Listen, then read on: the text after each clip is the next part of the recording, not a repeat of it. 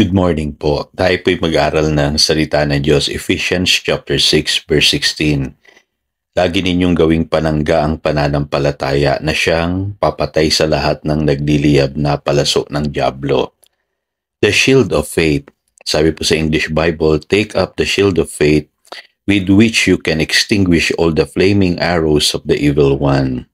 So bakit napakahalaga po na pananampalataya ang maging kalasag natin sa panahong katulad po nito? Kung naalala po ninyo sa mga nakaraang pag-aaral po natin, yung ating pong isipan yan po ang totoong battleground. Kaya naniniwala po ako, sabi sa 1 Peter chapter 1 verse 13, kailangan po na ang isipan natin ay laging handa. Binabantayan po natin yan at kinukontrol natin. Sabi po rito, prepare your mind for action.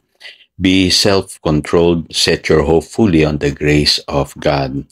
So, kailangan po yung isipan natin ay binabantayan natin kasi tandaan nyo po, ang dyablo dyan po nagpapadala ng kanyang mga pag-atake. At kadalasan po pinupuno niya yung ating isipan ng fear, ng doubt, ng worry, ng anxiety, ng mga lies or kasinungalingan, at yung mga wrong information. Kaya maintindihan nyo na bakit shield of faith. Kailangan gawin nating kalasag yung pong pananampalataya. Upang yung ating mga isipan ay hindi mapuno nitong mga bagay na binanggit ko. At maging ang Panginoong Hesus nagpapaalala po dun sa Luke chapter 11 verse 34, ang iyong mata, ang ilawan ng iyong katawan. Kung malinaw ang iyong mata, maliliwanagan ang buong mong katawan. Ngunit kung malabo ang iyong mata, ang buong mong katawan ay mapupuno ng kadiliman. So malinaw po, yung tinutukoy dyan na mata, yung pong ating pong mga paningin na kung saan tumutuloy po ang lahat ng informasyon at pumupunta po sa ating isipan. Kung hindi natin babantayan yung pumapasok na mga information sa ating isipan, ay mapupuno ng kadiliman yung ating pong katawan. Pero kung maayos naman po yung information na tinatanggap ng ating isipan, ay magiging maliwanag po yung ating buong katawan.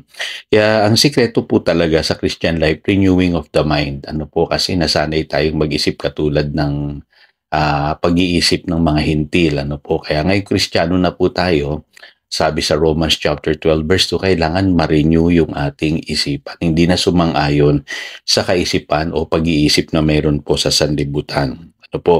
Ngayon, nabanggit ko kanina, we must take charge of our thoughts. Kailangan babantayan natin yan Kailangan na ang isipan natin nagsasubmit sa Word of God, sa Gospel. Lahat ng ating reasoning, lahat ng mga tutunan nating mga maling paniniwala, baguhin po natin.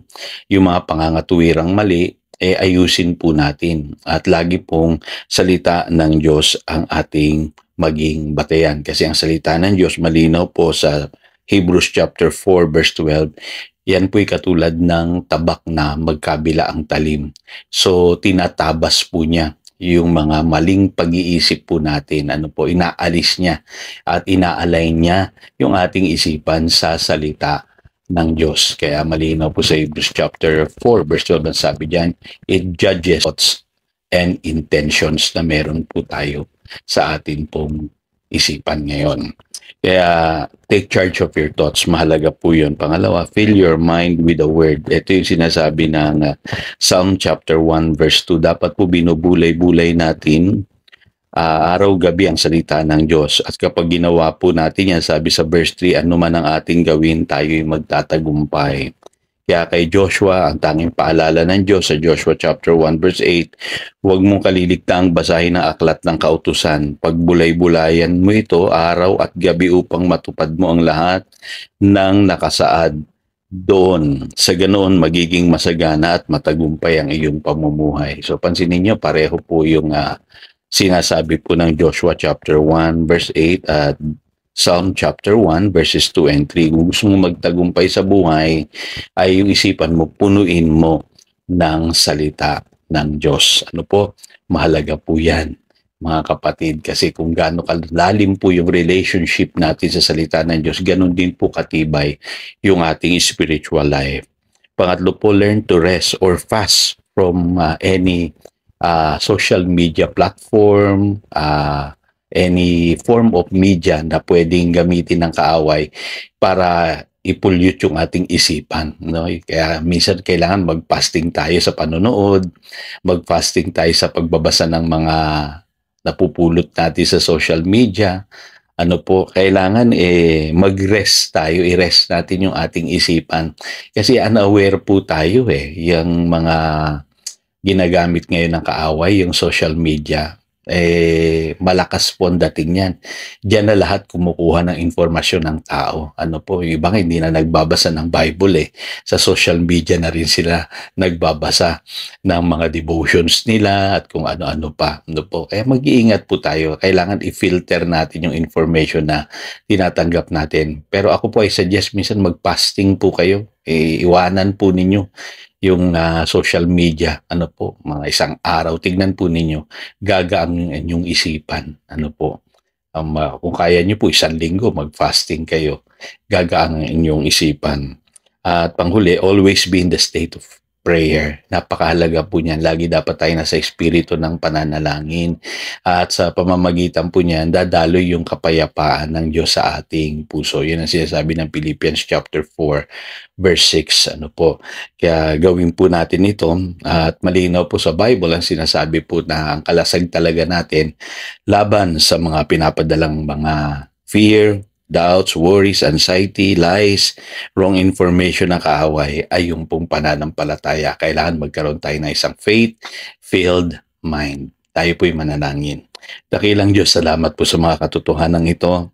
Ngayon ay ipamumuhay po namin ito. Tulungan mo kami, Panginoon, na screen namin yung mga napapakinggan namin, lahat ng informasyon, lahat ng mga pangangatuwiran, lahat ng mga arguments na meron kami sa aming isipan, or even mga filosofiya, mga pag-iisip na matagal nang naitanim sa amin.